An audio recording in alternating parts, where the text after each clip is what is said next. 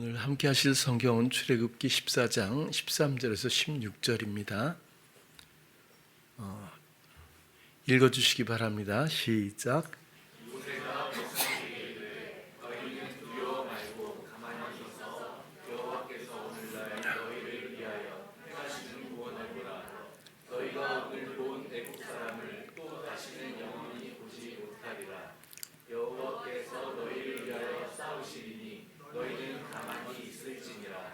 여호와께서 모세에게 이르시되 너는 어찌하여 내게 부르짖느뇨 이스라엘 자손을 명하여 앞으로 나가게 하고 지팡이를 들고 손을 바다 위로 내밀어 그것으로 갈라지게 하라. 이스라엘 자손이 바다 가운데 육지로 행하리라. 아멘. 오늘은 이스라엘 백성들이 출애굽을 하는 과정 가운데서 홍해 앞에서 모세가 또 하는 백성들에게 말했던 그 말 중에서 너희는 가만히 서서 행하시는 구원을 보라 했던 그 내용을 가지고 함께 나누도록 하겠습니다. 아시는 것처럼 애굽에서 탈출을 하면서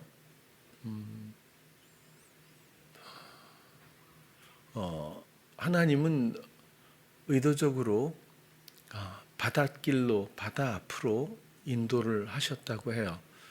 원래는 지금은 운하가 있지만 땅으로 충분히 사람들이 다닐 만큼 아주 넓은 땅이 이어져 있었기 때문에 또 그쪽에서 가까운 쪽에서 이스라엘 백성들이 기거를 하고 있었기 때문에 충분히 바다를 건너지 않을 수도 있었다는 주장이 있는데 타당한 것 같아요. 근데 하나님은 바닷길로 인도하셔서 앞에가 바다 그리고 뒤쪽에서는 애굽의 바로의 군대들이 쫓아오게 되는 극단적인 극한 상황을 허용하시죠.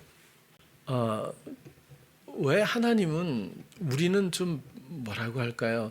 아무 일이 없는 걸 원하는 것 같아요. 항상 인생 가운데 아무 일도 없고 뭐 불편한 것도 없고 힘든 일도 없고 그런 것이 잘 되는 거라고 생각할 수 있다는 거예요.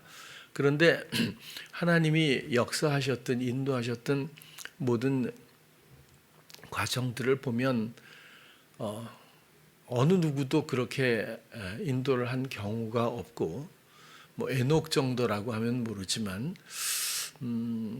그건 아주 특별한 경우일 거고 또 뭐 하물며 엘리야 같은 용감한 사람조차도 그 마음의 두려움, 시험 가운데서 차라리 뭐 죽여달라고 할 정도로 완전히 절망에 빠져 있는 모습도 또 다윗같이 하나님을 그렇게 사랑했던 사람 자타가 공인하는 사람마저도 살인과 간음을 저질러 버리도록 방치하신 일들이나 아브라함이 두려워서 2번이나 아내를 누이라고 속이고 목숨을 부지하려고 했던 좀 비겁해 보이는 이런 문제들이라든지 하나님께서 내놓으라 하는 사람들의 어떤 인생 과정에서 왜 구태여 이렇게 흠결을 두실까 하는 것처럼 애굽의 백성들도 기왕 구원해 주시려면 그 편안한 육지 쪽으로 쭉 해서 그렇게 인도를 하셨으면 되고 애굽의 병사들이 오면 구태여 바다에다 빠뜨려서 그렇게까지 할 필요 뭐 있어요? 그냥 구름기둥 불기둥으로 겁을 주어서 돌려보내든지 아니면 육지에서 어떻게 전멸을 시키든지 그러면 좋을 텐데 왜 하필이면 바닷길로 인도를 하셨을까? 그냥 인생적으로 보면 힘겹다 혹은 두렵다 절망적이다 치명적이다 라는 어떤 그 상황에 대한 절망을 느끼게 된다고 봐요. 그러나 어떤 경우에도 하나님의 의도가 의지가 뜻이 없는 부분은 없습니다. 그렇죠? 그것은 뭐 제가 인정한다고 되는 것도 아니고 부정한다고 그럴 것도 아니지만 그것은 인정과 부정을 떠나서 하나님이 만드셨고 하나님이 다스리시는 모든 상황에서 그 뜻에 어긋나는 어떤 일도 있을 수 없다. 단지 우리의 기대감에서 어긋날 수는 있을지라도. 그래서 여러분들 살면서 버거운 일, 힘겨운 일, 극한적으로 어렵게 느껴지는 일 앞에서 마음을 내어주지 않았으면 해요. 오히려 더 주님을 바라볼 수 있는 그런 가운데서 오히려 그 가운데 더 우리의 할 일이, 그러니까 우리의 역할이 없다는 것, 가만히 서서 행하시는 구원을 보라. 오늘 이제 그런 내용이잖아요. 바닷길로 왔는데 또 이런 것도 있어요. 영화를 보면 일단 바다가 있고 바로의 군대가 막 쫓아온다는 첩보가 들어와요. 그러면 빨리 막 바다를 가르도록 막 해갖고 막 동풍이 불고 막 말려갖고 마르지도 않았는데 막 들어가갖고 아무튼 백성들이 막 다 건너는데 막 쫓아와가지고 그 타이밍에 아슬아슬하게 뭐 이렇게 해서 진행이 보통 되는데 미리 왔어요. 이미 다 와서 바다는 갈라지지도 않았는데 뒤에까지 쫓아온 거죠. 전군을 동원해서 쫓아와 가지고 이제 다 도륙을 하고 막 난리가 날 거잖아요. 그러니까 우리를 왜 끌고 와 가지고 여기서 죽이냐? 거기는 뭐 우리가 매장할 장소가 없었더냐? 막 하면서 거기 있었던 게 훨씬 낫지 않냐? 그게 모세한테 막 항의하고 그러잖아요. 그런데 이제 하나님은 그 가운데서 구름 기둥으로 덮어버려서 애굽의 병사들은 그 흑암 가운데 어두워서 뭐 어떻게 할 줄도 모를 정도로 하고 이쪽은 밝고 뭐 이렇게 또 해놓으시고 그 다음에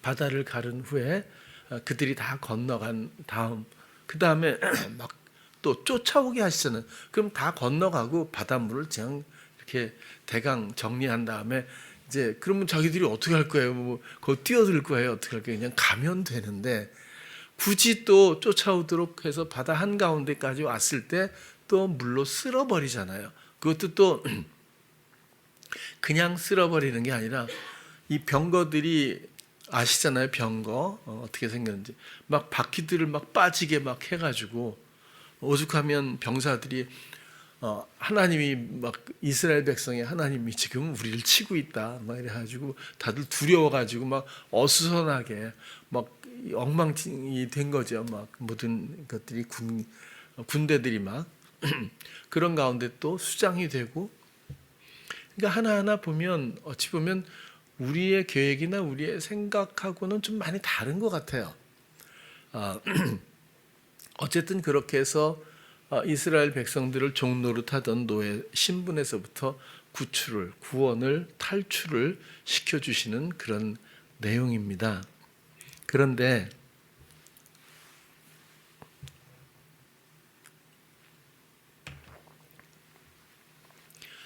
이것이 이렇게 우리가 지금 이야기하고 있는 어떤 물리적인 일들, 뭐 바다가 갈라진다든지 또 뭐 이런 기적의 일들,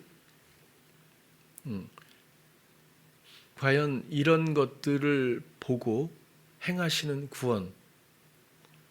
구원이라고만 생각을 해야 할까? 이것은 제가 볼 땐 육신적 시각에서의 생각이라고 봐요.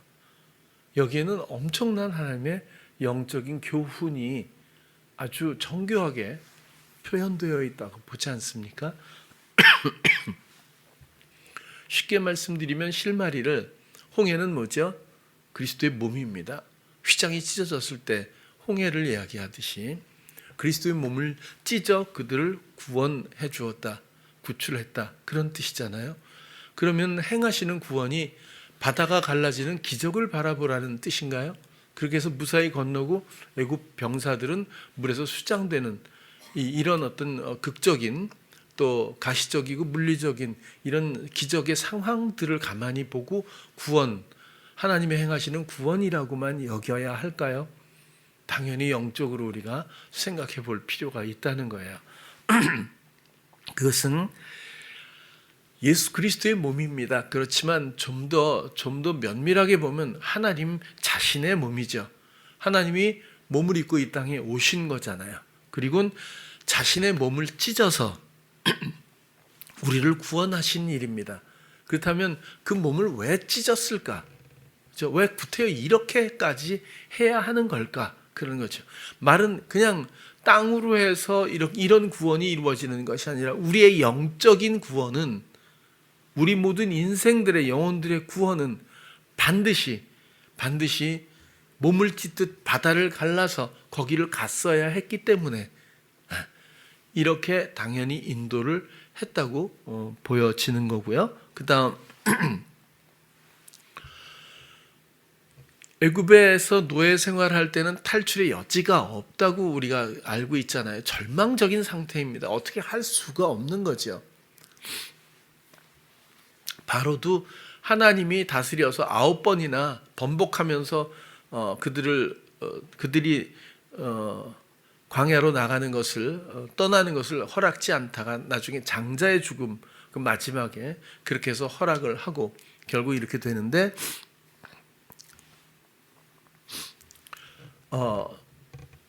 하나님이 노예의 옛사람으로 죄성에 묶여서 중독이 되고 또 그런 어떤 요구에 의해서 살아갈 수밖에 없는 인성들에서 조금도 개선 여지도 없고 어떤 출구가 해법이 보이지 않는 이 노예들, 영적인 거죠. 영적인 이 묶임의 죄인들을 구하기 위해서는 대가가 필요한 거죠. 그죠? 당연하게. 그래서 하나님 스스로가 제물이 되어 모든 공의를 이루셨다고 영적인 이런 내용들은 아실 거예요. 그래서 몇 가지 의미가 있는데, 홍해는 하나님의 사랑의 마음으로 자기 자신을 희생하신 거죠. 우리를 구원하시기 위해서. 그렇게 해서 담대히 휘장을 지나 아버지께로 나가는 과정인데, 또 하나의 중요한 의미는 그 바다를 건너서 마른 땅처럼 건너서 반대편에 올라갔을 때가 안식 후 첫날이라고 했잖아요. 그러면 새 생명이 시작되는 날이란 뜻이죠. 그리고 믿음 없이 하나님을 시험했던 애굽 사람이라서 죽인 게 아니라, 그렇죠? 하나님을 시험했던, 그리고 애굽이라고 하는 것은 어찌 보면 영적으로는 사단과의 연관 관계가 있겠죠. 보통 모든 영혼들은 사단에 묶인 바 되어 있기 때문에, 중독되어 있기 때문에, 그래서 그들의 모든 악함을 아시고 그들을 멸절하시는 이런 절차들, 그러니까 영적인 의미들이 모든 과정 가운데 있다고 우리가 일단 이해하자는 거예요. 그리고는 중요하게 하나님께서 이스라엘 백성들에게 원했던 것은 이 바다를 건너서 넘어가고 애굽의 모든 군병들은 여기서 소멸시키고 나서 건너가서 찬양을 합니다. 하나님 앞에. 자, 이제 완전히 탈출이 끝난 거죠. 탈출했고, 그리고 이제는 하나님의 백성으로 나아가는 그 첫걸음에서 새 생명 앞에서 그들이 찬양을 하거든요. 그렇다면 하나님이 원하시는 게 뭐죠? 이전에 살았던 모든 중독된 삶들, 노예의 근성, 자기 성향적 삶, 명령 관계에 복종하고 맹종했던 그런 근성들, 성향들로 사는 자기 사고방식과 행동 양식들을 이젠 여기서 깨끗하게 지워달라, 잘라버려달라. 이것을, 그러니까 생명은 있지만 생명력이 없는 죽음, 그래서 홍해를 세례라고 말하지 않습니까? 이전 옛사람의 죽음을 여기서 마음의 죽음을 이루어다오, 그런 뜻이죠. 계속해서 노예가 아니라 이젠 하나님의 자유로운 백성이 되고 말씀에 순종하여 하나님의 사랑의 일들, 구원의 일들을 넘어서서 이제는 하나님의 백성이 되는 영화로움과 자유로움을 얻어야 할 텐데, 이 근성을 가지고는 그럴 수가 없다는 거죠. 그래서 이 홍해는 모든 영혼들에게는 그렇게 세례의 의미를 또 가지고 있습니다. 단순하게 바다를 가르고 그냥 홍해를 건넜던 것만은 아니다라는 것을 또 계속해서 우리가 살펴보는 거죠.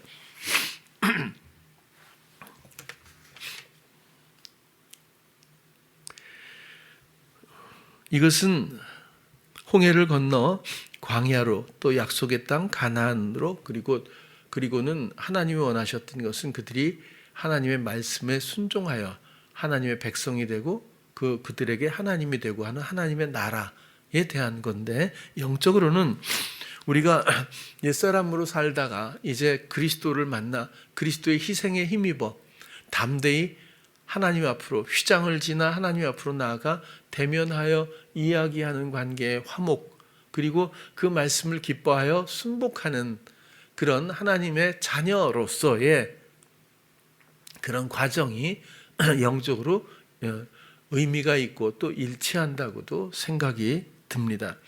그래서 우리의 옛사람의 죽음을 이 홍해에서 빼놓고 다른 것을 더 생각하기가 어렵다는 거예요.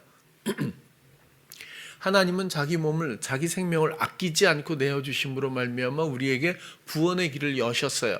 근데 우리가 정작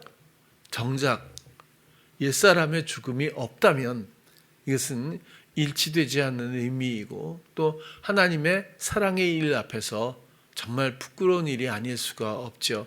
하나님의 소망에 부응하지 못하는 게으름이라고밖에는 말할 수 없을 겁니다.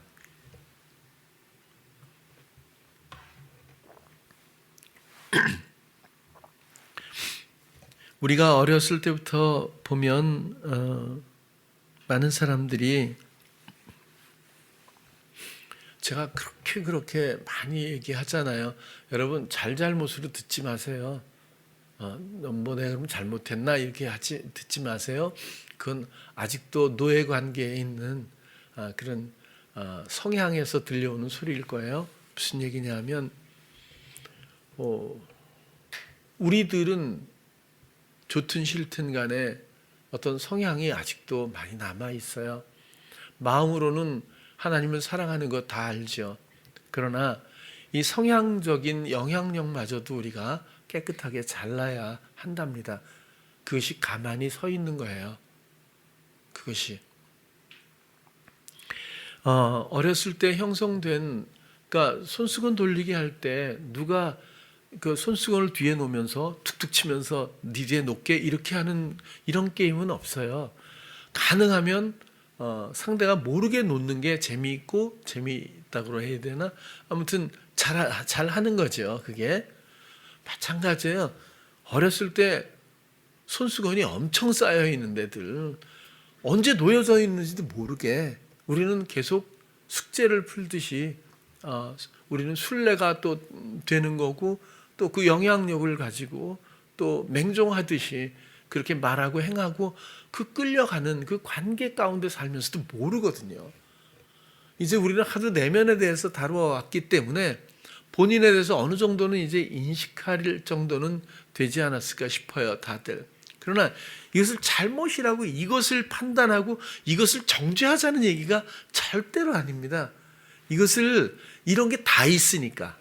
애굽에서 출발했지 뭐 일부분은 어디 딴 데서 출발했나요? 페르시아에서 왔을까요? 다 애굽에서 출발하는 거거든요.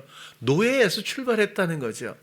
노예의 신분에서 홍해를 건넜다고 하는 것은 이전의 옛사람을 죽여달라는 뜻이거든요. 노예 근성, 성향적 삶, 내가 주장하고 내가 살았던, 하나님 없이 살았던 이 노예의 삶을 이제는 제발 그거 아니야 라고 인도를 해주신 거거든요. 그리스도의 희생으로. 그것도 그냥 내가 바다를 가를게 와봐 하는 기적이 아니라는 뜻이에요. 저도 마찬가지거든요. 여러분들은 아직도 잘 모를 수도 있는데 어떤 사람은 염려, 어떤 사람은 분노, 어떤 사람은 두려움 다 있잖아요. 어떤 사람은 또 물질, 명예, 뭐 또 혹은 뭐 관계, 뭐 여러 가지가 있어요. 사단의 카드는 굉장히 복잡한데 이것도 단촐한 카드가 아니라 이것이 또 복합적으로 또 연결되어서 몇 가지가 혼합 형태도 있잖아요, 그렇죠? 이게 굉장히 복잡합니다. 그래서 그런 것들로 어렸을 때 인식하지 못할 때 이미 딱 고착화되면 그 뿌리를 뽑아내기가 이렇게 어려워요. 그래서 성경은 딱 죽는 수밖에 없다는, 해법은 딱 죽는 것. 뭐죠? 생명은 있지만 생명력이 없는 것. 그러니까 어떤 성향의 소리도 어떤 나의 시도도 이제 없는 것. 그런 게 왜 없겠어요? 내 생각이 왜 없어요? 그러나 그것으로 살지 않는 것, 뭐 이런 거죠. 이런 단절 의지가 확고해야 한다는 거예요. 그러다가도 또 해요. 안 할 수 있나요? 근데 내 마음이 정해져 있으면 또 그렇다고 하더라도 엘리야가 한번 로뎀나무 밑에서 좀 뭐랄까 유약한 모습을 보였다고 하나님이 너 그럴 줄 알았어 이 바보 같은 놈이 뭐 이렇게 하셨겠어요? 제가 볼 때는 아니 더 먹여서 나에게로 오라 하시잖아요. 하나님 산으로 부르셔서 거기서 직접 만나 주시거든요. 그리고는 아주 또 나머지 사역을 충실하게 하곤 승천을 하는 그런 과정들이 후반에 있잖아요. 우리는 누구나 할 거 없어요. 누구나 할 것 없이 내가 왜 이러지? 뭐 이런 것도 있잖아요. 그죠?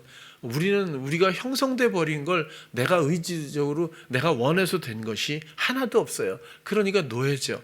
노예가 원해서 누가 노예 짓을 하겠어요?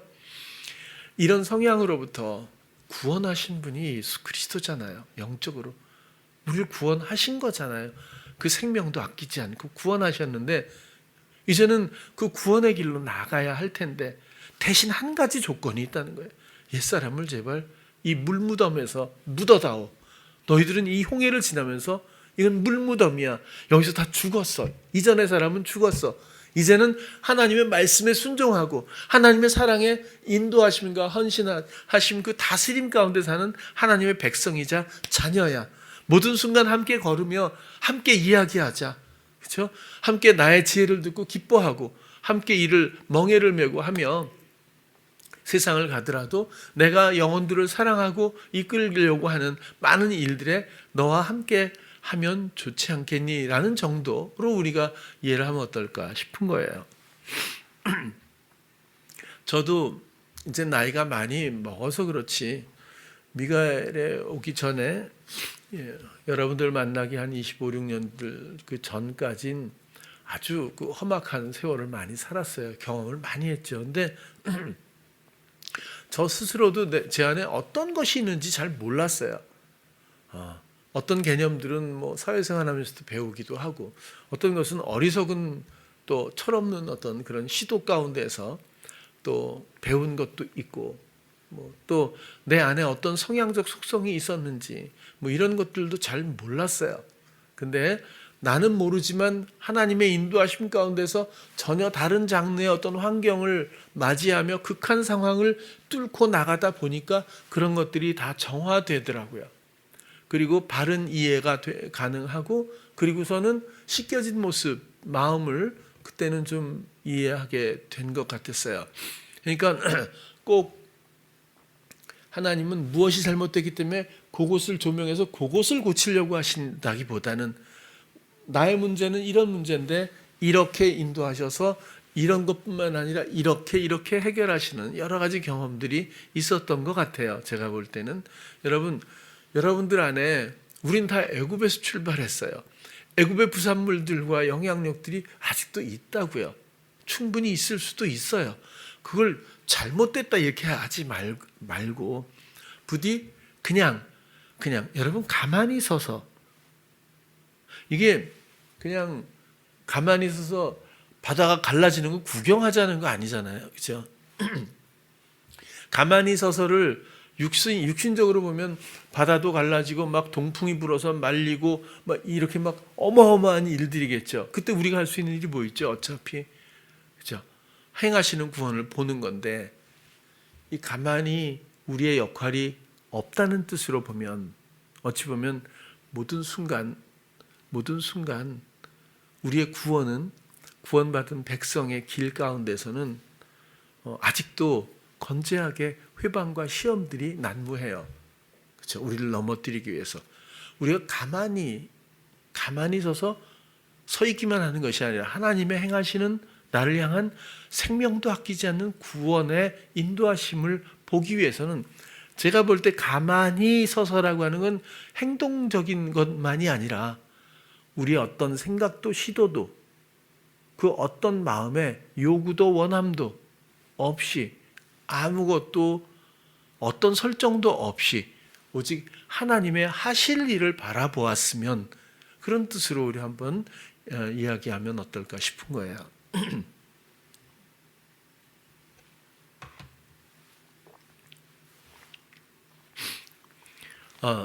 저도 그 전에 한 번쯤 말씀을 드렸지만 저희 부모님 때 그렇게 어려운 시절이라서 정말 어려운 일제 시대 때부터 시작해서 식민지가 끝나고 바로 6.25 또 터지고 그땐 진짜 끔찍했잖아요. 6.25 끝나자마자 저는 태어난 세대라서 뭐 먹을 것도 없고 산에 나무도 민둥산이라고 그랬어요. 그래서 식목일이 생긴 거거든요. 나무가 없었어요. 다 갖다 떼느라고. 먹을 것도 입을 것도. 그래서 먹을 거 입을 거 다 미국에서 갖고 왔어요. 그래서 미국 사람들 입던 걸 군복 같은 거 이런 걸 까만 물을 들여서 세탁소에 줄여 갖고 다 입고 다니고 그랬거든요. 근데 너무 크잖아요. 다 세탁소가 잘 됐어요. 다 줄여야 되니까 초등학교 다니는데 먹을 밥이 없는 거야.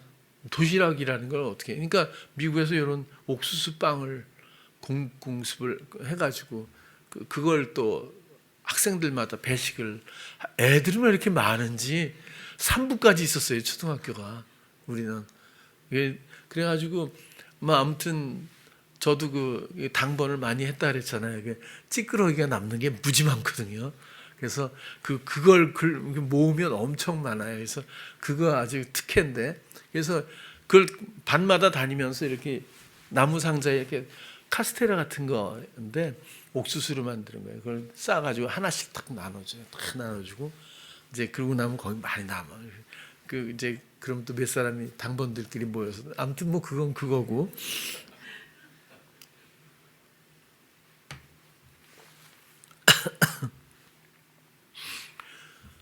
뭐 미국이 많이 도와줬어요. 미국 많이 도와줬는데 어느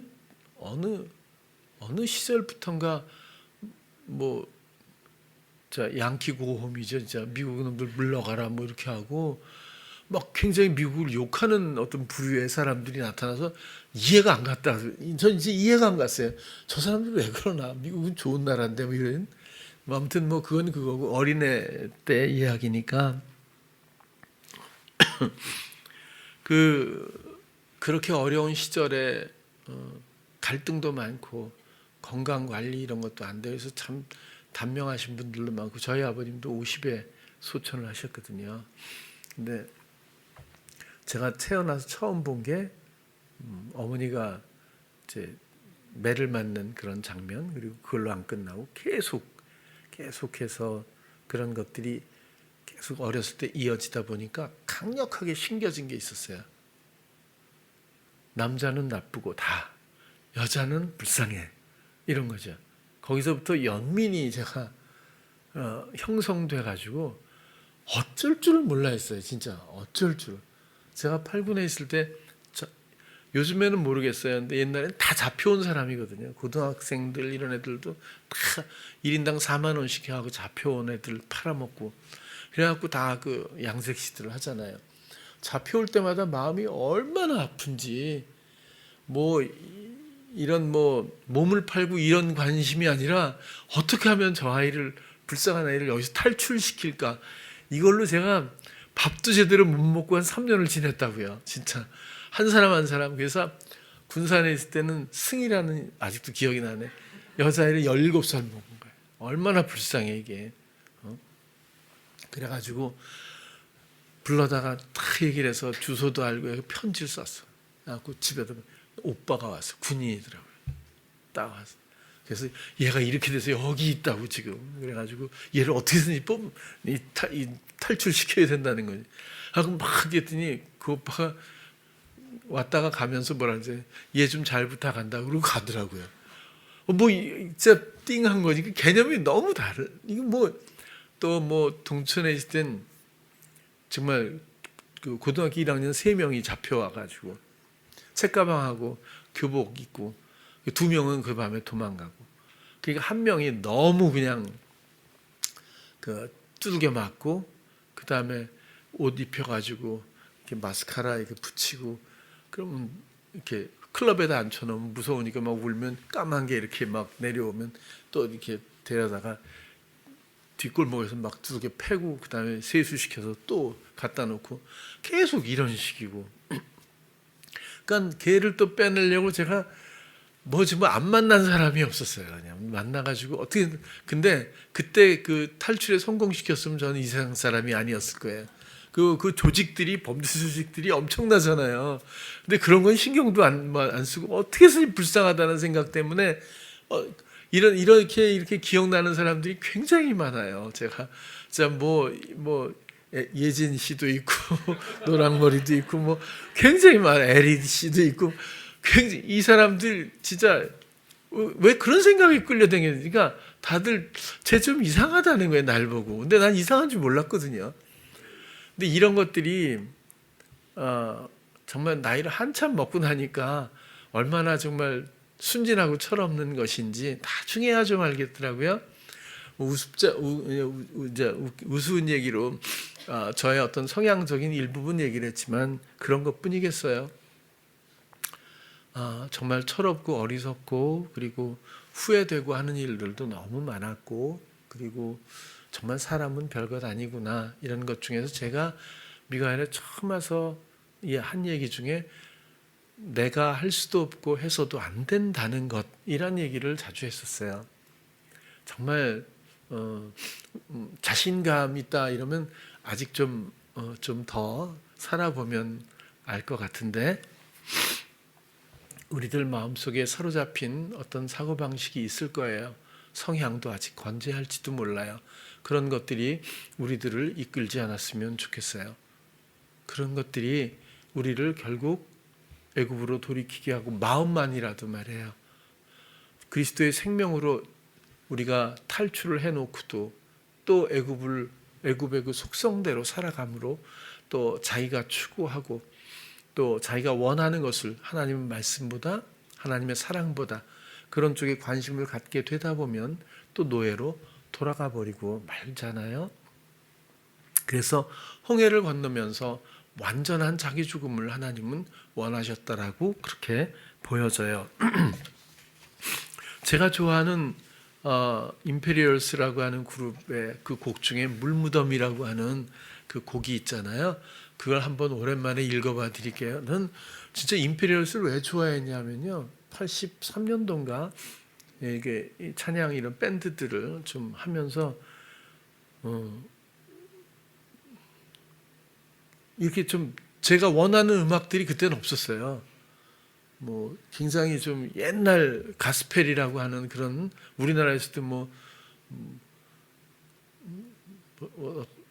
전영대 씨 뭐 이런 사람들 좀 있었고 따라라라 따라라라 이렇게 좀 그러니까 음악이 조금 그런 쪽이었었거든요. 근데 뭐 할 수 있는 음악이 제가 없더라고요. 근데 임페리얼스를 듣고 너무 그때 충격을 받고 놀래서 저도 다 하던 일을 놔두고 몰두한 적이 몇 년이 있었는데 왜냐하면 가사가 음악도 너무 좋지만 가사가 너무 복음적이에요. 어떻게 이렇게 가사를 썼지? 그럴 정도예요. 한번 읽어봐 볼게요. 오랜만에 워트그레이브인데요.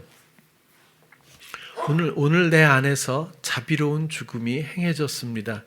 나의 옛사람이 십자가에 못 박힌 것입니다. 이 옛사람의 죽음으로 비로소 나는 영적인 의미에서 죽어야만 산다는 진리를 보여주었습니다. 죽은 이 옛사람이 계속 내 안에 매달려 있으면 나는 또다시 옛것으로 돌아갈지도 모릅니다. 그래서 나는 축배의 강으로 내려가 이 죽은 옛사람을 물무덤에 묻을 것입니다. 나의 주여, 이제 강으로 내려가 살아있는 채로 묻히겠습니다. 드디어 나의 옛사람이 죽었음을 나의 하늘의 아버지께 보여드리고 싶습니다. 내가 예전에 있었던 것을 생각하면 지금 내가 가고 있는 이 길이 너무 정말 기쁩니다. 나의 주님, 내가 거듭났다는 사실이 정말 기쁩니다. 안식 후 첫날이라고 했잖아요. 우리는 새 생명 가운데 살아야 마땅하지 않을까요? 그리스도의 희생 앞에서조차 아직도 성향적인 소리에 대한 경계심마저 없다면 그렇다면 그렇죠? 복음 안에서 많이 슬픈 일이 아닐 수가 없어요. 여러분, 이스라엘 백성들이 홍해를 건너서 뒤돌아보면서 어떤 생각을 했을까요? 그렇다면 이제 나에게 한번 적용을 해볼까요? 내가 홍해를 건넜어요. 그렇죠? 홍해를 건너서 뒤를 돌아보며 어떤 생각을 하게 될까 싶어요. 내가 청산해야 할 것은 과연 무엇일까 한번 생각해 보면 어떨까 싶은 거예요. 노예근성, 그죠? 성향적인 것, 명령 관계, 그동안 속임당했던 것, 내가 추구했던 것, 내가 안주하려고 했던 것, 내 마음에 원하는 대로 살았던 것들, 이 모든 것들. 왜냐하면 이제부터는 하나님이 다스리는 하나님 나라의 시작이거든요. 우리는 앞으로는 가만히 우리의 생각, 우리의 의도, 우리의 계획, 우리의 원함으로서 이런 게 아니고 그냥 가만히 있다고 하는 것은 있잖아요. 이렇게 한번 또 생각해 볼게요. 세상에는 좋은 건 나쁜 거 있어요. 옳고 그른 거 있어요. 잘하고 못하고 있죠. 분명히. 사랑 안에는 없어요. 이 세상에서 내 아이를 사랑한다면 내 아이가 최고예요. 못하면 못하는 대로 사랑스럽고 잘하면 잘하는 대로 사랑스러울 거예요. 그러니까 사랑 안에서는 원래 잘하고 못하고 없죠. 그런데 세상에는 있어요. 사단이 만들었거든요. 왜? 왜 만들었을까? 사람들에게 양심을 부추겨서 잘하게 하기 위해서, 옳은 길이라고 여기는 것을 시도하게 하기 위해서, 선한 것을 추구하게 하기 위해서. 이렇게 되면 뭐죠? 우리 안에 동력이 생깁니다. 그래서 가만히 있질 못해요. 자기 시도와 자기 경영이 창궐해질 수밖에 없다는 거예요. 가만히 있지 못하고 서로가 추구하고 또 서로의 옳고 그름도 달라요. 기준도 달라서 뒤죽박죽의 이 시도들의 동력들이 난무하는 것이 세상이 아닐까요?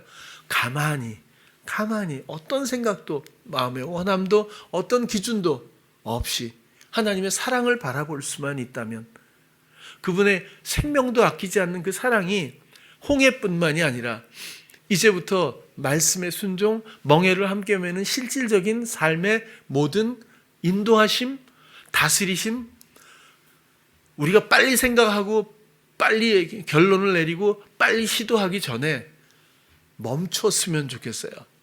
모든 생각을 멈추고 주님이 어떻게 하시는지를 볼 수 있는 여유를 조금만 가질 수 있다면, 그러면 주님의 인도하심을 보게 되고 펼쳐지게 되고 그 유익이 우리를 향하고 있다는 것에 대한 감사와 찬양이 일어날 거라고 보여져요. 그래서 가만히 서서 행하시는 구원을 봐야 하는 원리가 그래서 중요하다라는 말씀을 드리게 되는 것 같아요. 우리는 가만히 못 있어요. 이게 옳거든요. 그러니까 가만히 못 있죠. 또 이렇게 해야 잘하는 거거든요. 우린 못하는 거에 못 견뎌요. 그죠? 우리 윤수가 처음으로 태어나서 이해를 잘 못해서 시험을 하나를 봤는데 내용의 이해를 조금 약간 오해를 했던 것 같아요. 그래서 다른 이야기를 썼는 것 같아요. 열심히 썼겠죠. 근데 꼴찌를 했대. 내가 물어봤어요. 꼴찌한 기분이 어떠냐? 익숙하지 않을 거예요. 그죠? 꼴찌하면 죽어야지 뭐 이렇게 되잖아요. 꼴찌가 사람이냐 뭐. 근데 자유하대. 처음으로 꼴찌 한번 해본 거죠. 많이 큰 거죠. 그죠? 근데 고등학교 다닐 때만 해도 꼴찌했으면 어떻게 됐을까? 지금쯤 중공역의 서성일지도 몰라요. 그렇게 별것 아닌 걸 가지고, 원래 처음부터 아무것도 아닌 걸 가지고 얼마나 농락을 하는 애굽의 백성들이었느냐, 그런 거죠. 노예거든요. 영적으로 모든 것들이. 이런 것들을 내려놔야, 죽여야 하지 않겠느냐, 그거죠. 기쁘게 축복의 강에 내려가서 나를 산채로 묻겠다고 하는 노래가 얼마나 복음적입니까? 그죠? 여기서 또 들려오는 소리가 있죠. 그래, 난 반드시 그렇게 할 거야. 그게 맞아. 그게 여태까지 내가 그걸 못했어. 뭐 이런 거, 잘하고 못하고 옳고 그르고 이렇게 들린다니까요. 아니요, 그 생각도 하지 않았으면 좋겠어요. 처음부터 하나님이 하시거든요. 모든 것들을. 바다를 가르시고 땅을 말리시는 것도, 애굽의 군대들을 흑암에 거하게 하는 것도, 병거의 바퀴가 빠지게 하시는 것도, 그들을 불안하게 해서 서로 우왕좌왕 믿음 없게 하시는 것도, 완악하게 하시는 것도, 모든 것은 하나님이 하시는데 우리가 할 수 있는 일은 뭐가 있는 거죠? 누리는 거죠. 나를 향한 구원을 누리는 거죠. 이제는 멍에를 메고 그분이 일하시는 모든 것들을 기대하며 함께 걷는 것뿐이죠. 자, 무엇을 하든 어떤 순간이든 모든 일이 그랬으면 좋겠다라는 그런 말씀을 오늘 드리고 싶었어요.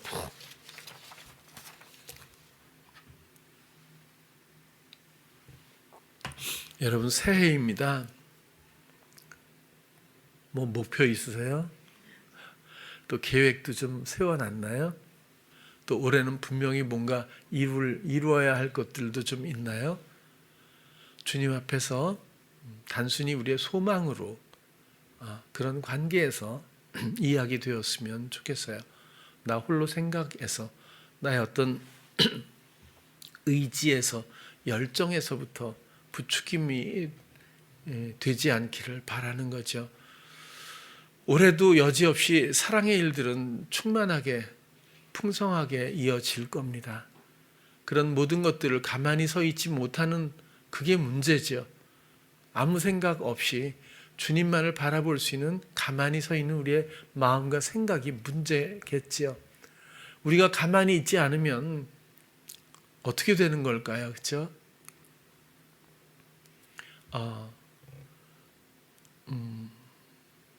우리가 하지 않을 때 주님이 하시거든요. 우리도 하고 주님이 또 하고, 요거는 조금 좀 그래요. 그래도 주님은 우리를 큰 틀에서 보호하시고 기다리시고 또 은혜를 주십니다. 그래서 잘못됐다는 생각은 안 했으면 좋겠어요. 왜 이런 얘기를 내가 왜 계속 반복하겠어요? 이게 너무 익숙하니까. 잘못 뭐 이런 거, 뭐 또 아까도 말씀드린 것처럼 옳고 그름 이런 거에 다 노예처럼 그렇게 붙들려 있거든요. 그래서 어린아이를 키울 때도 우리가 옳고 그름으로 많이 키우고 잘하게 하려고도 많이 하잖아요. 근데 이것들이 뭐 그렇다고 다 못하게 키웁시다, 이렇게 생각하면 안 됩니다. 그게 아니라 주께 맡기는 마음, 주님을 사랑하는 걸, 가만히 있는 걸 잘하는 아이, 뭐 이런 거죠. 자기 생각을 함부로 시도하지 않고 주님을 사랑하는 마음으로 주님의 인도하심, 멍에를 어려서부터 함께 메고 함께 도모할 수 있는 그런 아이들, 뭐 이렇게 좀 우리가 좀 영적으로 또 생각을 하면 어떨까 싶기도 해요. 올 한 해도 여러 가지 우리 앞엔 회방이 분명히 있을 거예요. 큰 은혜 앞에 큰 회방도 있고 복합적인 여러 가지 시험들도 분명히 있습니다. 우리가 그것을 어떻게 해치우려고 또 극복하려고 하기보다는 어떤 일, 어떤 순간에조차 우리는 모든 생각들을 또 성향의 부추김들을 내려놓고 오직 주님이 어떻게 다스리시는지에 대한 기대감을 가지고 조금만 기다렸으면 좋겠어요. 그리고 머지않아 주께서 마른 땅처럼 바다도 건너게 하시리라고 생각을 해요. 능히 그러실 분이고 우리를 위해서 못하실 분이 없고, 단순히 몸을 찢는 것이 아니라 우리를 그렇게 아주 편안하게 아버지 앞으로 인도하시는 우리 주 예수 그리스도, 그리고는 최종적인 복음은 여전히 담대히 휘장을 지나 아버지 앞으로 나아가 그분을 듣는 겁니다. 언제나. 그리고 듣고 순종하는 기쁨, 그것이 육신을 입고 있거나 육신을 벗거나 간에 유일한 영적인 진리이자 또 복음의 원리라고 생각해요. 오직 내 생각이 중요한 것 아닌 줄 알고, 내 생각은 오직 주님을 생각하는데 또 선용하고 기대하면서 나를 위해서 예비하신 많은 것들을 나의 가만히 있음으로써 더 풍성히 누릴 수 있는 한 해가 되고 우리 사랑하는 찬양교회 성도님들 되시길 축원합니다. 기도하겠습니다. 사랑의 하나님, 우리를 죄에서 구원하시고 하나님의 백성 삼으시고 자녀 삼아 주신 것을 감사를 드립니다. 우리가 아직도 죄성이 남아 있고 또 자기 성향적인 삶도 남아 있고 또 부추기는 시험도 건재합니다. 그러나 이제 우리는 가만히 있길 원합니다. 우리의 생각, 우리의 옳고 그름에 따른 우리의 시도, 우리의 의지적 무슨 열정 이런 것이 아니라 오직 주님이 나를 향해서 생명도 아끼지 않는 사랑의 일들을만을 기대하며 또 기다리고 또 인도받기만을 원합니다. 올 한 해는 그런 영적인 유익이 풍성한 모두가 되게 하여 주시옵소서. 예수님 이름으로 기도드렸습니다. 아멘.